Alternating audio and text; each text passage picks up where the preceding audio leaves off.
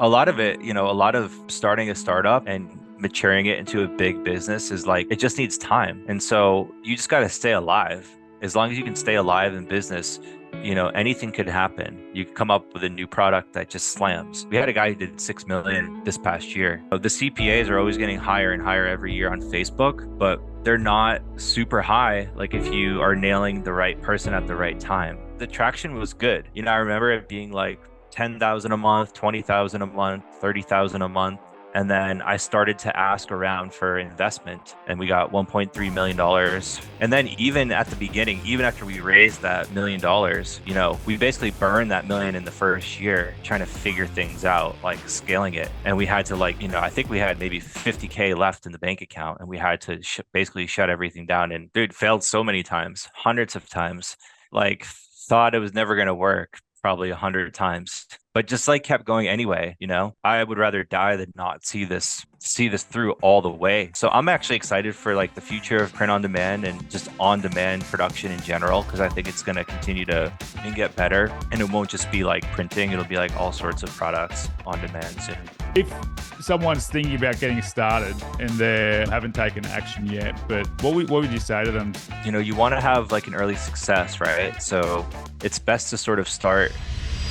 Just quickly before we get into the episode, about 99.9% of the people who listen to my podcast don't actually follow. So if you could hit the follow or subscribe button, my promise to you is that the quality of the guests and the conversations that I have will increase. That's not to say the quality of the conversations that I have had aren't terrible. And if you're looking to get started with print on demand and you'd like 3 secret niches to your first $10,000 online in 2024, then make sure you go to storehacks.com/niches or hit the first link in the show notes below. Let's go. You were pre-med in college before you took the entrepreneurial path. How'd that happen? Yeah. Well, I was pretty type A. I was playing 3 sports in college and I was doing this pre-med thing, pretty intense all around. And then I ended up breaking my ankle, and then I couldn't play sports anymore. And so I just started hanging out with different types of people. And then I actually did study abroad in Australia for 6 months. And I don't know, I started getting more creative, surfing, taking like photography class and stuff like that. So when I came back for my senior year of uni, I just wanted to switch. So I do have the pre-med degree. I just finished it, but I also have like half an advertising degree, and then I got into digital marketing. Yeah, wow. So why pre-med? Was that like something that you'd always wanted to do through school, or was it your parents kind of pushing you down that path because they're doctors or something?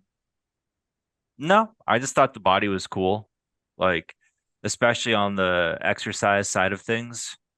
I really liked that a lot. And like was really into like chiropractic, stuff like that. Hormones, like I really enjoyed studying the hormone systems. That was probably my favorite part. I think they're really fascinating. So yeah, I still like all that stuff. I mean, I read probably at least an hour of Twitter every day. A lot of like biohack stuff. Yeah, nice. Like Lane Norton. Yeah. Yeah, nice. Okay. So you're in senior year and you're getting more creative. How'd that like cross paths with like creating Ring Around? And what was Ring Well, Around? yeah, so I wanted to be creative, but I didn't want to be broke. So that's why I wanted to do marketing. It's like, oh, I can actually make money being creative. And then so yeah, that led me into digital marketing. And then I got a SEO internship when I was like 23, I think. And it just kind of escalated from there. And then I moved to Cambridge, which is like home at Harvard and MIT and all those schools. And there was a lot of startups around there. So I just got into digital back in 2010. Yeah. So it's been almost like 15 years now for me.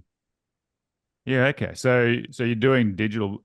Where did you were you into print on demand, or you saw print on demand come across your radar like at some point that you're like, Well, Teespring came out in 2014. They were an hour away from Boston, where I was. So we started hearing about these like kids with Teespring.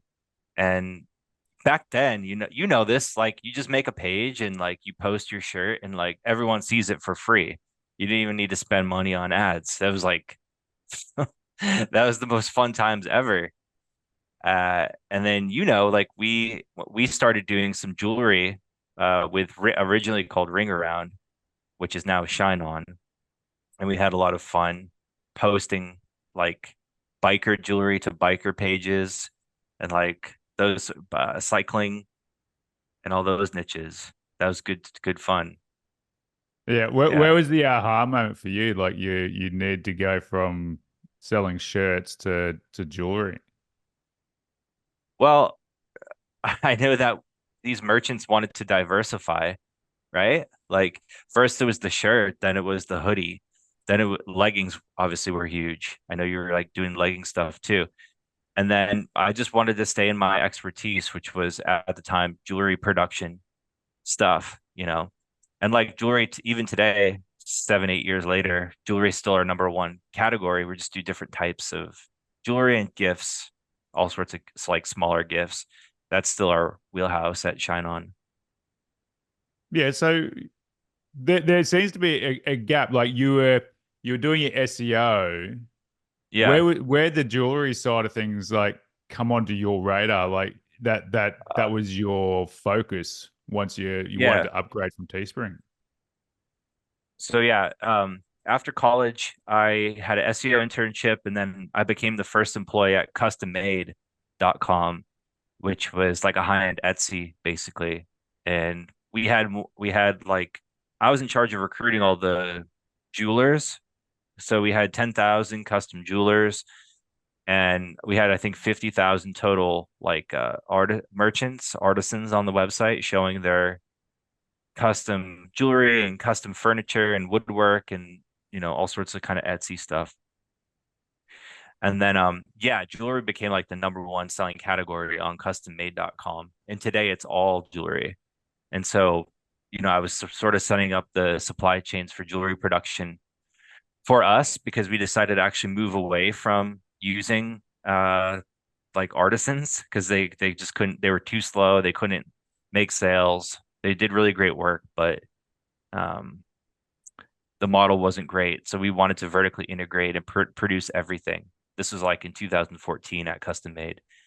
And then Teespring came out and I was like, well, crap, I have this supply chain knowledge of like how to make jewelry on demand with 3D printing and cool tech. So let's like pair up with these merchants, and see if they want to do on demand jewelry. Yeah, and were you selling on Teespring yourself, or you just saw the opportunity there? You know, I just heard about it. I don't know how I heard about it, but it was an hour away in Providence and scaling super fast. And when I went on Teespring on the site, I actually didn't know what was going on. Like it just looked like regular consumers were buying a personalized T-shirt or getting it for their soccer teams or something. And I didn't know it was like all these sales were being powered by like Facebook marketers, right? So yeah, I just want like I don't know the whole business of Shine On was more of like you know just wanting to learn about an industry that I didn't know about. And I just got really intrigued by it and by what you guys were doing. So I just wanted to learn more. And then I became kind of obsessed with it. I thought it was super cool. And so I'm just like bringing my flavor into it, right? And I think a lot of good businesses are like that. It's like let's use a model that already works and like let's just do that model but in our vertical. I think that's the least risky way to start a new biz. Yeah, for sure. So when you started too, like I didn't get on there so much with doing rings. It was more the 3D jewelry that came through where we started working together. Mhm. What did that look like from like that day that you had the idea that you wanted to bring jewelry to market through the print on demand channels to actually having a company that was ready to fulfill for people? Yeah, it was a long time. I mean, so it was at least a year before I even started working with more than myself, right? So, you know, I asked to be let go from custom made, and you know, I was there for like 5 years, so and I was an OG. So they hooked me up. They gave me a little bit of seed money for my idea of Shine On at the time. And then on top of that, I actually claimed the unemployment from the state of Massachusetts. And so I used that little thank you money um, plus the unemployment money. And for like a year, you know, I was just working off of that while I worked on Shine On. And so that's a great hack. Honestly, if you want to start a company, like get fired and take the unemployment money. You've been paying into it like your whole life. Why not just take it? You know? So yeah, so for about a year, you know, I'm just working with different factories in Thailand. We're like prototyping designs. I'm kind of in between talking to Facebook marketers saying, you know, what kind of custom jewelry do you want to sell on your page? You want Star Wars type jewelry, you want like fishing jewelry, you want like pet jewelry. And then I would, you know, talk to my rendering team. We'd make the render, the 3D model. And then if they liked it, you know, we would just post the render for sale on Shopify. And if it sold, you know, we would produce that in Thailand and it took a couple weeks, send it back, we repackage it, ship it out to the customer. So yeah, I did all that like by myself for the first year or two. Yeah, and you And you then must have mhm. you must have been getting some proof from sellers that you're onto something at some point there. Yeah, the traction was good. You know, I remember it being like 10,000 a month, 20,000 a month, 30,000 a month. And then I started to ask around for investment and they were like, yeah, we're not ready yet. So they're like, come back and do XYZ. So, you know, 3 months later, I'm like, all right, I did this. I kept my promise. I did exactly what I was going to do, which was getting more traction, getting more sales. And then I think when we started to get to like, you know, like 40, 50K a month, that was when we got the investment. And we got $1.3 million from a bunch of angels and VCs in New York. And yeah, that, you know, so that took about, let's see, about a year and a half before any kind of investment, just trying to survive basically off the unemployment and then a little bit off of the product sales. So you were chasing down that vision. So you're pretty motivated to see it through. So is that because your plan B was to make that plan A work? Uh, Definitely part of that. Like, it's more like, you know, sometimes you have this idea and you need to see it through. It's like I would rather die than not see this through all the way because you know I'm still intrigued by this new business idea. I need to hunt it down, and I would never forgive myself if I never hunted it down like all the way through, you know. And so that was what I definitely willed Shine On into existence because of that, you know. And but it was cool, like you know, doing it's a lot easier to keep going when you're doing something new that no one's ever done before, right? Oh, for sure. And like when you were doing or bringing in the new marketers, like what was your method for getting in front of them? Like were you marketing, reaching out through groups, DMs, that kind of thing, or? All DM, yeah. Just going into the t-shirt groups, t-shirt bomb uh was one of them, like Don Wilson's groups, you know, just saying, hey, congrats on the t-shirt sales, like looks awesome. You know, have you ever do you want to sell something else? Do you want to try putting this design onto like a piece of jewelry and seeing if it works? And pretty much everyone said, yeah, let's give it a shot because you know, there's no cost to them. So And more yeah. money. And this is the thing that I love about print on demand, right? Like one thing that I noticed early on with Teespring, like people were popping up all around the world making crazy money. And I remember there Mm, was quite a few through Africa that started doing it, and the money that they were making online was ridiculous because it allowed them to do so much for their communities as well. And it's like, and Yeah.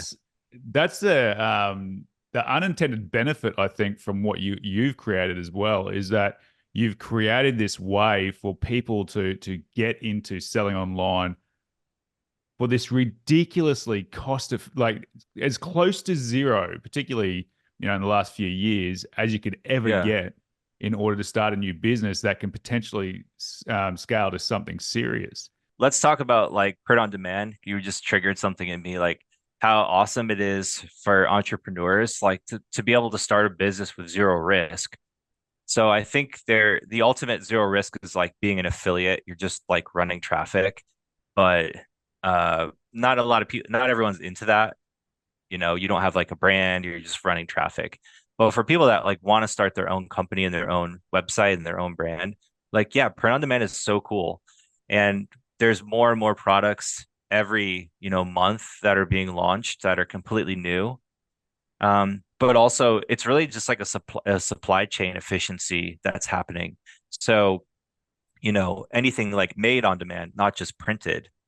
Um, there's there's companies out there that are solving supply chain issues to help entrepreneurs. And it doesn't have to be all print on demand, but those sort of efficiencies are just creating so many entrepreneurs when you're layered on top of Shopify, right? I remember I was there pre-Shopify. I actually started Shine On before Shopify really became popular. And then Shopify came out and like changed everything because it just lowered the barrier to entry. So I'm actually excited for like the future of print on demand and just on demand production in general because I think it's going to continue to proliferate and get better. And it won't just be like printing; it'll be like all sorts of products on demand soon. Yeah, and that's what you're seeing everywhere. Is just, and it's nuts the sort of products that are coming to market. So, I mean, shower curtains, it's crazy. Yeah, It's literally anything that can be printed. I've seen wallpaper. So just circling back to ring around into the Shine On transition, what was were there some harder days through that period where you were like something like it just wasn't hitting right, or you had to pivot to work through things to really get it to explode? dude, failed so many times, hundreds of times. Like thought it was never going to work, probably 100 times, but just like kept going anyway. And then even at the beginning, even after we raised that $1 million, we basically burned that million in the first year trying to figure things out, like scaling it to the point where the 3D jewelry, like it wasn't really profitable for us. Not because it didn't sell. Like we actually sold a ton of cool products together. But, you know, I remember we were getting so many chargebacks because of the time it took, or merchants were getting chargebacks because of the time it took to produce in Thailand, ship it over here, repackage it, that, merchants were like kind of getting pissed and I'd have to refund the merchant. So yeah, we started to actually lose quite a bit of money and we had to like, I think we had maybe 50K left in the bank account and we had to basically shut everything down and preserve and like really think hard about the next move. And so that's what we did. And we started getting into the more like traditional printed dog tags. And then a few years later, the message card products. And so, yeah, I just, went through a bad period of not having control of the supply chain, like letting somebody else manufacture. And I just said, I want to do this because I can provide a better service to the merchants. Yeah, so when that those message cards came through, like that's where I like outside looking in was nuts. And for anybody that doesn't know what a message card jewelry piece is, and this is the beauty of print on demand jewelry, right? Is you're not actually designing the jewelry itself, you're designing the message that goes along with it. And that's when I saw the huge, like, it went nuts after those message cards came through. Yeah. Genius. Yeah, people are like buying an emotion, right? They're not buying the product. If it's a gift product in print on demand, they're usually not buying it for themselves. So they're not like, you know, they're not picky on all the details of the product. They just want that design to give it away as a gift. So, yeah, the message card was great because it was basically like a Hallmark card. You could literally take a great Hallmark saying, put it onto this message card in the jewelry box, and people would start crying, and they would get emotionally triggered and pull out their wallet. So, um, we do that today, even though jewelry is still popular. We have another category that's almost as popular. These are like acrylic plaques. I don't know if you've seen them. We've been doing them for about a year now. But yeah, same concept. Like when they cry, they buy, we say. So we're just trying to get really sentimental POD gifts because, the CPAs are always getting higher and higher every year on Facebook, but they're not super high. Like if you are nailing the right person at the right time for a gift around any of these major holidays, you know, you can still make a lot. We had a guy who did 6 million this past year selling shine on jewelry and acrylics. So It's I think incredible. he made probably at least 1 million in profit. Yeah. Yeah. Insane. And that's the thing with print on demand, right? Like once you understand the mechanics behind it, it really is creating products in periods of time when people are most likely to buy. So with going down to $50,000 after you've raised that capital, the pressure on you must have been huge. Yeah. I just told myself like it'll be in a book one day. I literally had to let everybody go. Um, and it was just down to me and our CTO, Dan. And I don't know why he wanted to stick around. God bless him. But I just still had to like execute that vision. I still thought it could be something really big. Like a lot of it, a lot of starting a startup and maturing it into a big business is like it just needs time. And so you just got to stay alive.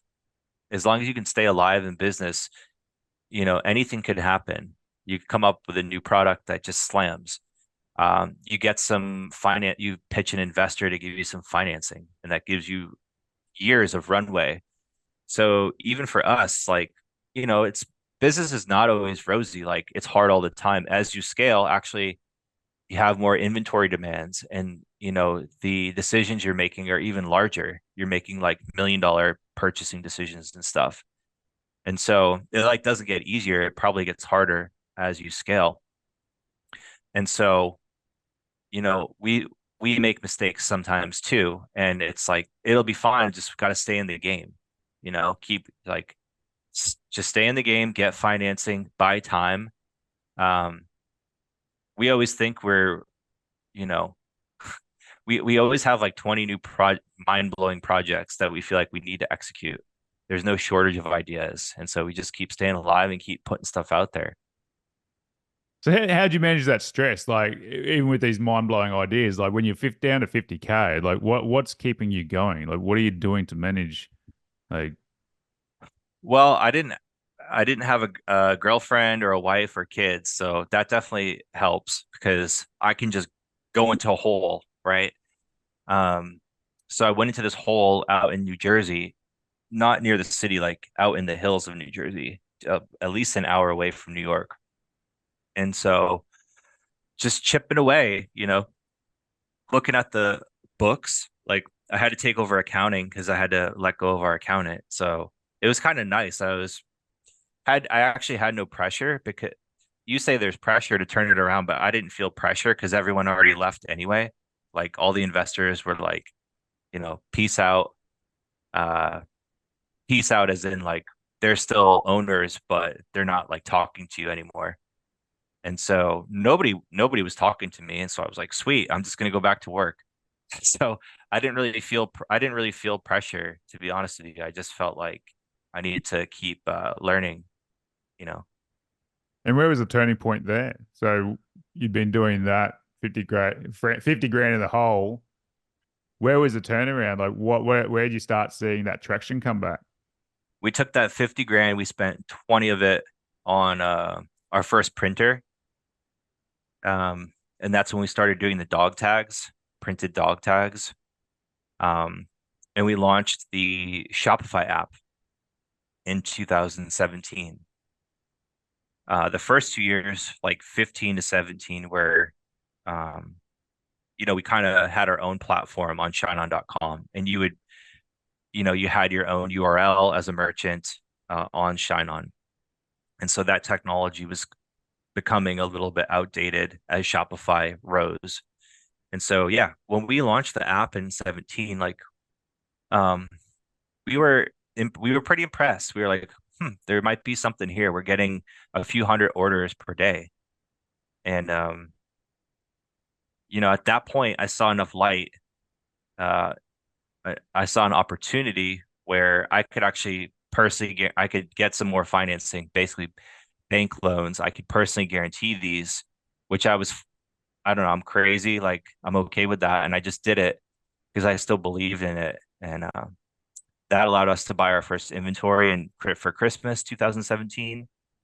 And yeah, after we got out of Christmas 2017, we kind of controlled our own destiny again. I would say we probably had a few 100,000 in the bank. There was less pressure, paying myself like 30 grand, but you know, that was okay. I was just still meeting more merchants, coming out with new products. We are doing like Pandora print on demand Pandora charms. We are doing like all sorts of cool like little jewelry print on demand things. Yeah. Who was picking and packing? Was that you and Dan in the warehouse? Yeah, for a while. For a while it was me. We just hired local people in that town in Hackettstown, New Jersey.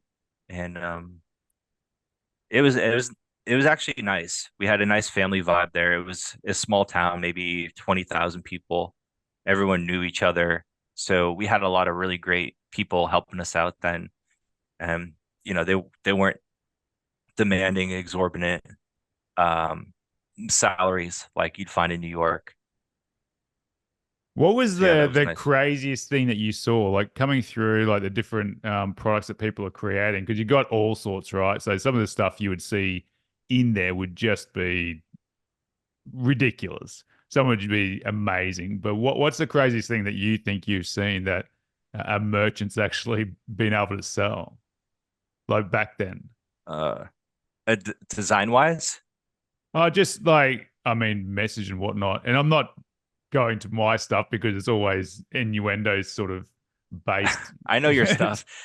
I would say like the coolest idea was, we still have this necklace where you can upload a photo.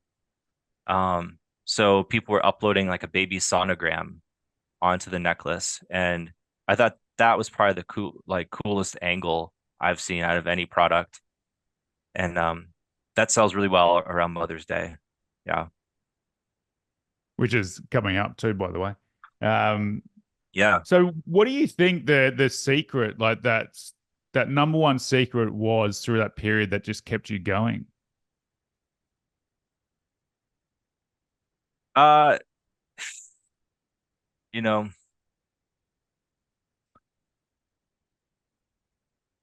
just yeah, there's no plan B. Like, I'm gonna make it work. And you're not, dude, you're I think a lot of people, they give up way too early, right? They think it's not going to work, or it's not for them, or they're feeling some other outside pressure from somebody else. And it's kind of like, no, just need more time to figure this out, because we have to remember there's infinite possibilities available to solve a problem at any given time. Literally everything we're going through, it could be solved if we met the right person at the right time. Maybe they give you money, maybe they give you advice, or they connect you to somebody else. Like, everything we're going through is there's a truth in the universe to everything we're going through. And if we can just spend more time finding that, then it will be successful. And when we find the solution, it's going to look so simple, right? So for us, closing down our Thailand operation, like just buying a 20K printer and starting to do things ourselves in New Jersey, like, that's a pretty simple solution. And it was like just the thing we needed. So but it took us time to come to that simple solution. So yeah, I think just need more time. Really, you have to enjoy the work too. Like um, some people are just like tinkerers. I love like tinkering with stuff, you know. So um, yeah, I think an entrepreneurial spirit's kind of like an inventor spirit. And so it's not even, you think like Nikola Tesla was like, he wasn't just trying to do things to make money. He was doing things because he wanted to learn more about a subject, you know? That So curiosity, that's yeah. the motivation. Curiosity. Yeah. So through that, like when your business is like boomed, you've got all that investment, you've come back to the 50K. What's your family and friends telling you to do? Like you've got the belief and the never say die attitude, but what are the people around you telling you? I didn't really have any friends for like 2, 3 years. I wasn't dating. Um, I was just working, you know, seven, probably not seven, probably 6 days a week. I'd work on Saturdays too. Um, Nobody said anything, dude. Like I was more concerned about what my customers were saying. So that's like the Facebook marketers, talking to them on Facebook 24/7.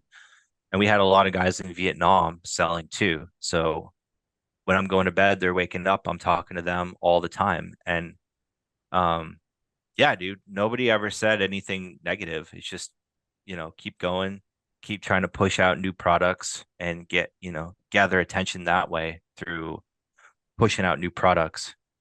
Hmm. And since you started, so we're in 2024 now. Yeah. What sort of money have you put through the business?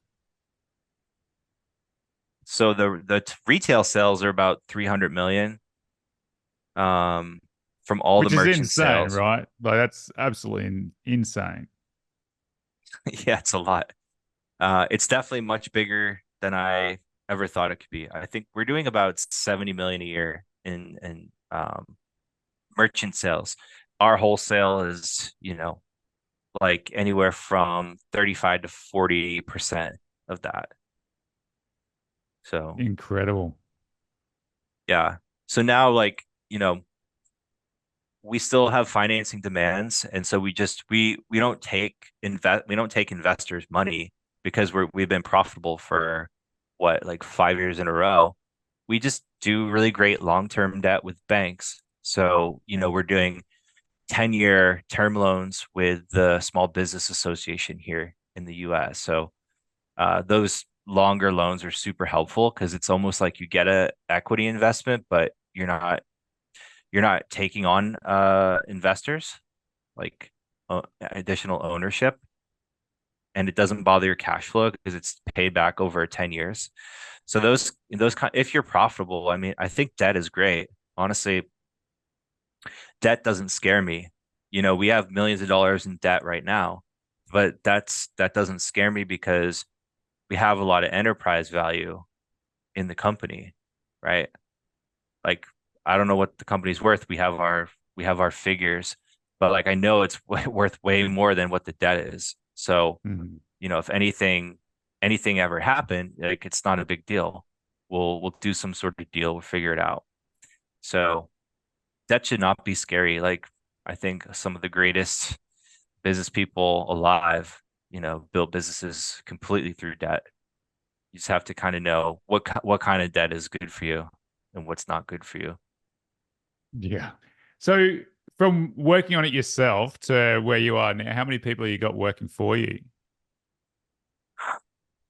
I think we have like 60 or 70 people. We have more around the holidays because we have more people shipping and packing and stuff. But like the non-factory team, so that'd be like marketing, engineering, support. We're about 50 people, I think. Yep. And then 50. packing is anywhere from 10 on the slowest day to up to 50 more. So up to 100 like peak times. Yeah, wow. And that would be management in its own right. So you've gone through this massive growth of, creating a business, learning how to hire and fire, I guess, like Hmm. everything that goes along with it. So That's incredible. And with regards, like being in the community of Shine On as well, one thing that I love about you guys is the care and attention that you do put to your merchants. It wasn't necessarily like that all the time. Like back in the early days, like as any business does, there were like harder Yeah. days where it's difficult to connect with the merchants. But these days, like you guys are absolutely incredible in terms of the value that you bring to the merchants to help them make more money online. It's crazy. So what's inspired you down that route as opposed to like the other print on demand companies that are out there that don't really seem to pay any attention to that merchant community? Well, I think so with print on demand, the like you the sellers, like let's just say your incentives are the same incentives as me.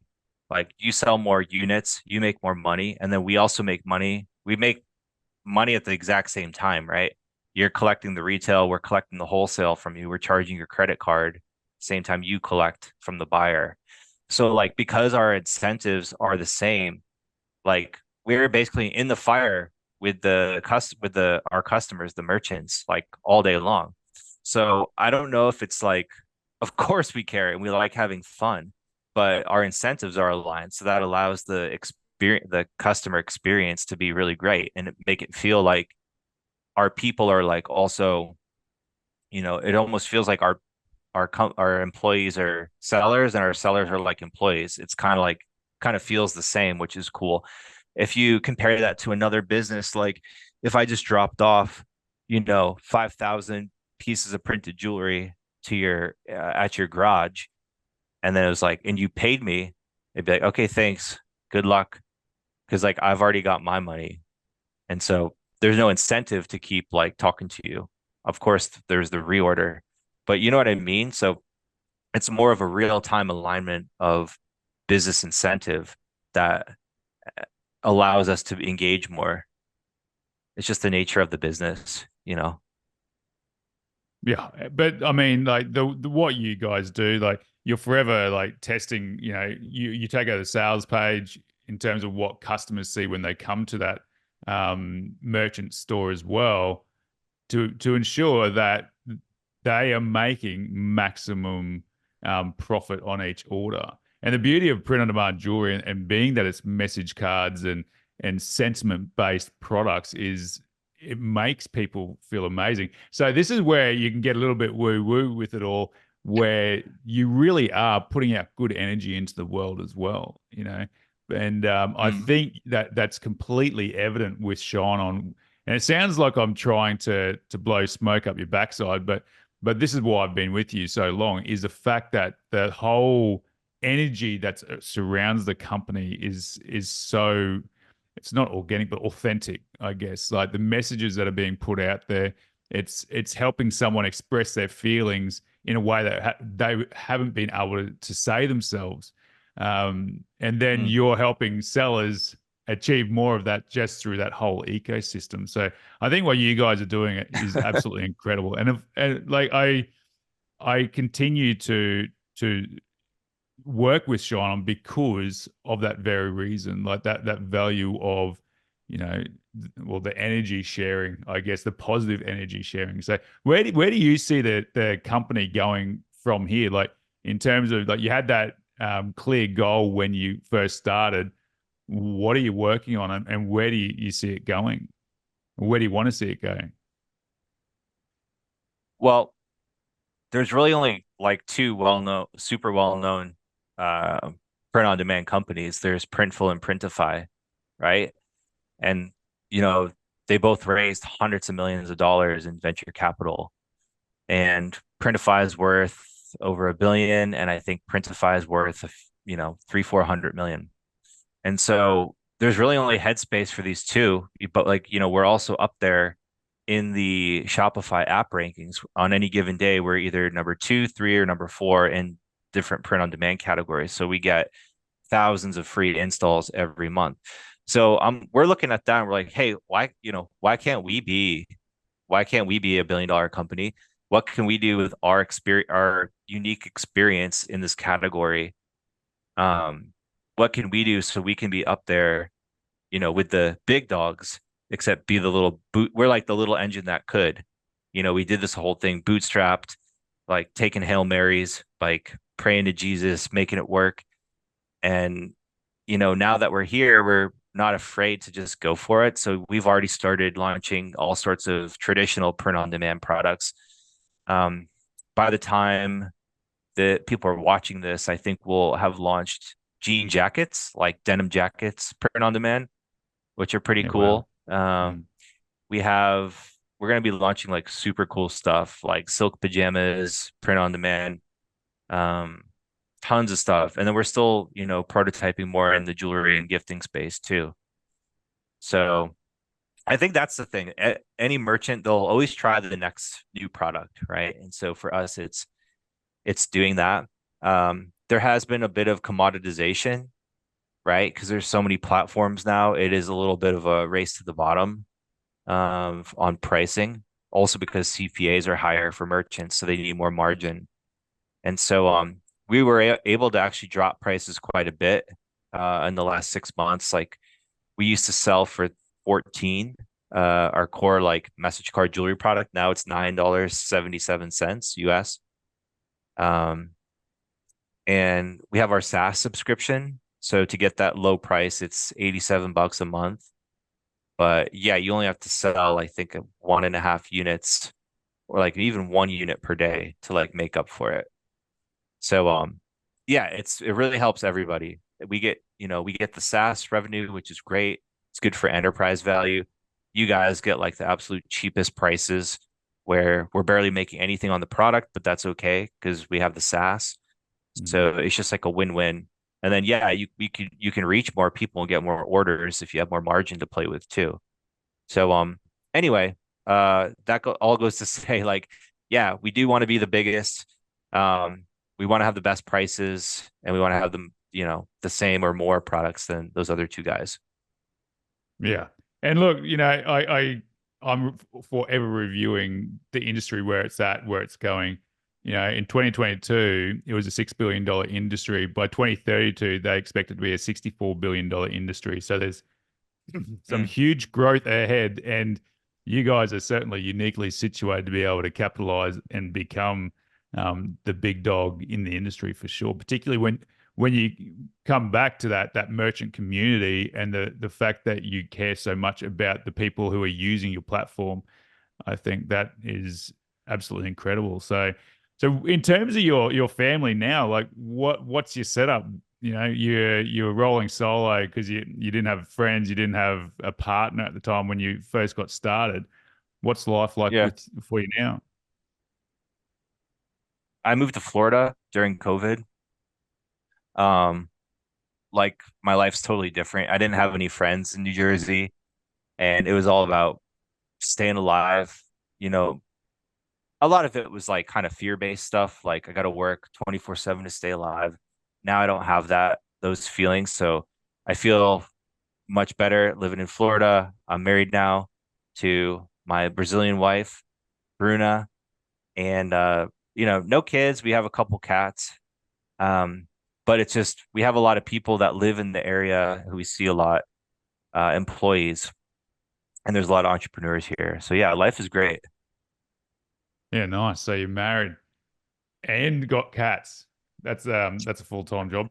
Yeah, cool. So with your business, like, are you seeing other opportunities for other businesses, or are you still like maintaining focus on Shine On? Like, are you investing in other businesses? Like, what's your wealth play personally? All my net worth is still wrapped up in China on.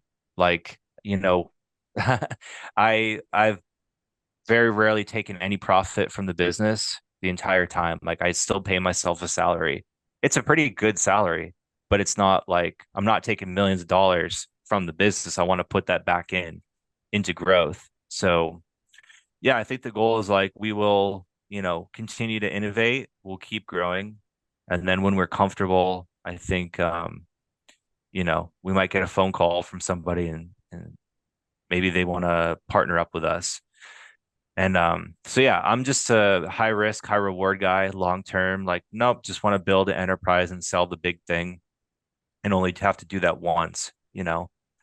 Um, but after that, I definitely want to be an investor. I should say, I have made some small angel investments into like friends' companies and stuff. Um, I like that for sure. And I also like some small real estate stuff and some small stock stuff too. More to like learn about it than make passive income through that, you know. Yeah, cool. And with regards to the merchants that you see succeed and the ones that don't, what do you think the biggest difference between them both is? I mean, a lot of it's like attitude. We had this lady from Long Island, New York, she just retired. She was like 60 maybe, and she was like buying all our programs, and she spent, a few $1,000 on coaching and courses and stuff, and she hadn't sold anything. And we're like, but she kept showing up. She was like on every live, and we are like, this woman's a little nutty, but she had like such a good attitude.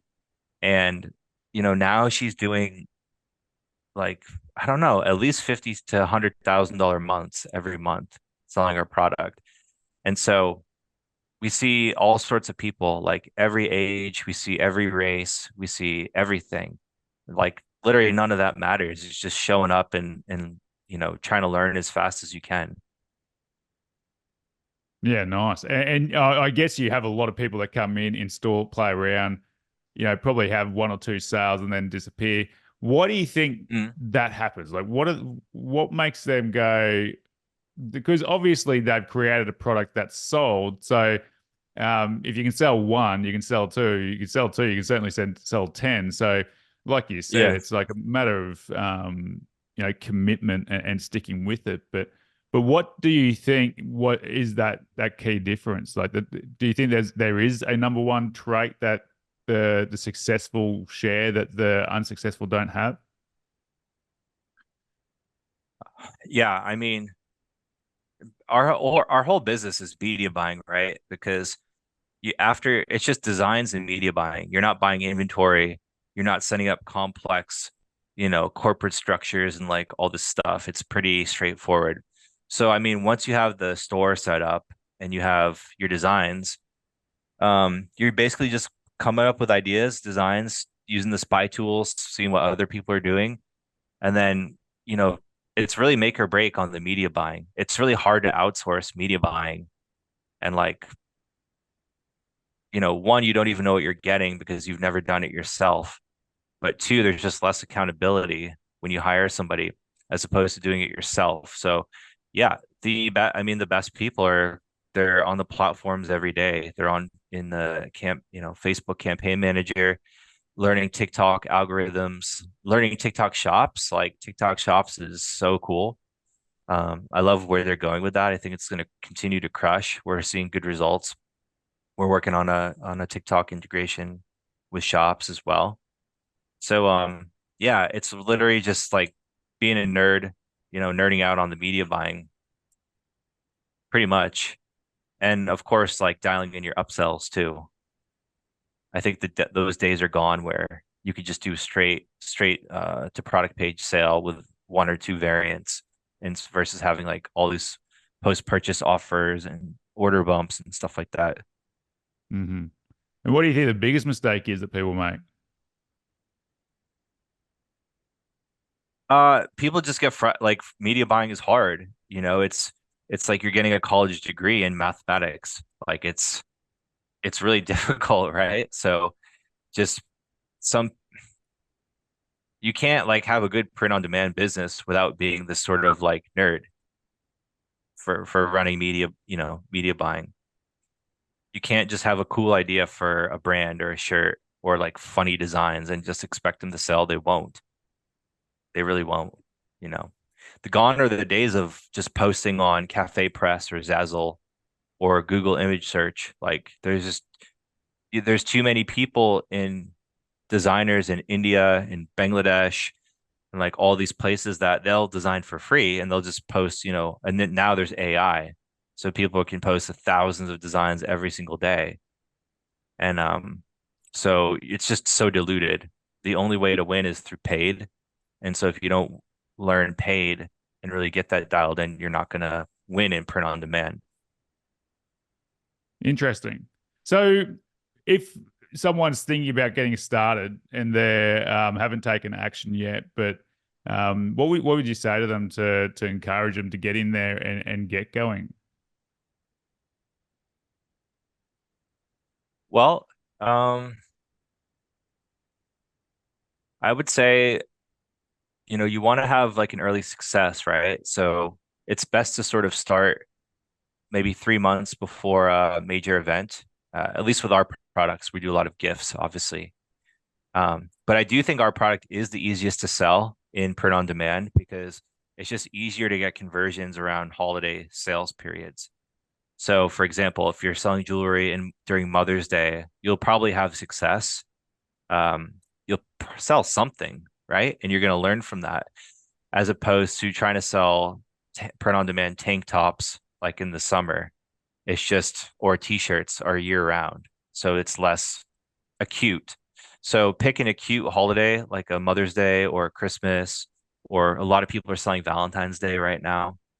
And, start working 3 months back from that. So start setting up your store, understanding what your niche is, your angle for the designs. And then you're going to want to start, learning Facebook ads 3 months out, doing some small tests, maybe $50 a day or $20 a day, something like that. Um, yeah, and then really capitalize and intensify that learning during that your first holiday sales period. Yeah, nice. And just Definitely getting started in those holiday periods for sure. What are you gonna say? Sorry. like just join the Facebook groups. Like I think you'll find our community at Shine on Profits on Demand is like super open. Oh, people are always posting testimonials, sharing what's working for them. So it's super supportive group. Yeah, and just like yeah, not being alone, talking to other people. And yeah. Yeah, connecting with like-minded people on the same path. That's one thing I always found with print on demand is you could have a chat with someone at a barbecue and you'd spend 10, 15 minutes talking to them, trying to explain what print on demand is, and they're just like, uh, so what is it? And you're like, they just don't get it. So it's really important to be around people that do understand what's going on. So, but I know you have to Yeah. run, so I don't want to keep you too long. Um, but yeah, thanks, Eric. Like the You're welcome. whole, like everything, like um, from when we first started working together back in 2016, 2017 to now, you know, I love what you guys keep doing. You know, one of the questions I often get is, I saw some reviews on Shine, they weren't so good. I was like, you know what, they're still around, and like any good company, they learn from their mistakes. And in terms of that merchant support, in terms of the products that come out, in terms of everything that you guys are doing, it really is something else, you know. And you're allowing people to create, and this is the reason why I got into print on demand was the time leverage with it. And obviously, the more time you put to something, the more successful you can be with it. But the ability to be able to leverage the time that you put to it, knowing that there's very few things that you're working on, like you said, you know, it's the Yeah. message, it's the marketing, and that's where the majority of your time is spent. And when you know that, the time leverage that comes from that is insane. So, dude, thank you so much. I want to keep talking to you, like with updates, and you know, not just on print on demand, but I want to really like dive into that backstory, like pre-med and all that kind of stuff, and see what makes you tick. Because I can tell from your arms when you're lifting them up, you're into your health and fitness and whatnot still. So before we go, what's that look like for you? Like what's your fitness life? I mean, I just think about if you're an entrepreneur or like a CEO, like I just think about myself as a professional athlete. So I'm like using my brain instead of my muscles. But so everything I do is like just about being a better business person. Like I think it's really hard to be one if you don't have your fitness dialed in. So I have a pretty crazy morning routine. It's about 2 hours sauna, red light, swimming, excuse me, different breathing exercises, stuff like that. Yeah. Every morning? What's your split look like? Like when Yeah, you every morning. gym? Yeah, It's like 6 a.m. wake up, so 6 to 8 every with day. Bruna. Yep. No, no, I see her No. at 8. But then my breakfast is ready at that time, so Yeah, it's nice. perfect. Awesome. Well, dude, thank you. And if you're, yeah, one last thing that you'd tell people that are looking to get started in 2024, Yeah. what would you say to them?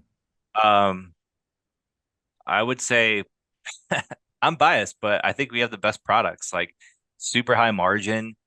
Um, I would say sell Shine On, use Ronnie's link, special affiliate link. Maybe it'll hook you up with something. And yeah, it's like I think every year people are like expecting things to die down in print on demand, and they never do. It just keeps going up and up and up and up and up. It's like here to stay. And that's because people always want like they always want these like cheaper gifts that have meaning. That's like never going to go away. Yeah, I agree. Awesome, dude. Thank you. Thanks You're again. welcome. Thank you, man.